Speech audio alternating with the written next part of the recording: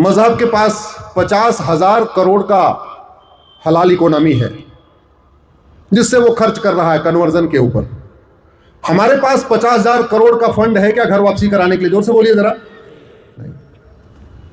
एक रिलीजन के पास FCRA के जरिए बाहर से लगभग 50,000 करोड़ आ रहा है।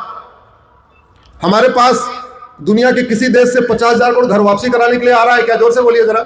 नहीं। एक के पास यहां पे श्रद्धा से लोग 10% अपना दे रहे और महीने में नहीं हर हफ्ते दे रहे, बोले ये लो 10% हमारा और धर्मांतरण कराओ। हमारे वाले अपना 10% घर वापसी के लिए दे रहे हैं क्या? जोर से बोलिए जरा। पूरी लड़ाई एक तरफा है। किस गलतफहमी में है? जबकि धर्मांश शब्द मनुस्मृति में आया। धर्मांश शब्द पहली बार कहां आया है? मनुस्मृति में। और उसके बाद भगवान मनु कहते हैं धर्मांश। उनसे शिष्यों ने पूछा प्रभु धर्मांश कितना? बोले दशांश।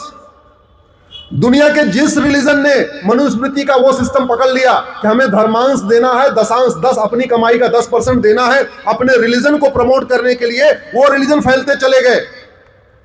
हमारी मनुस्मृति से उठाया धर्मांश दशांश, उसको अलग अलग शब्दों में अलग अलग बात कहते हैं। हम धर्मांश दशांश कर रहे हैं क्या घर वापसी के लिए? नहीं। तो लड़ाई तो एक तरफी हो गई। ड्रग कारोबार से जो पैसा आ रहा है, भारत में 1 लाख करोड़ का ड्रग कारोबार चल रहा है इस समय।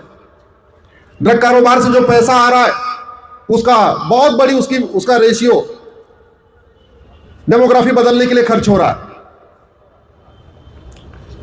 ड्रग कारोबार से जो पैसा आ रहा है वो घर वापसी में नहीं खर्च हो रहा है। कहां खर्च हो रहा है? जोर से बोलिए जरा।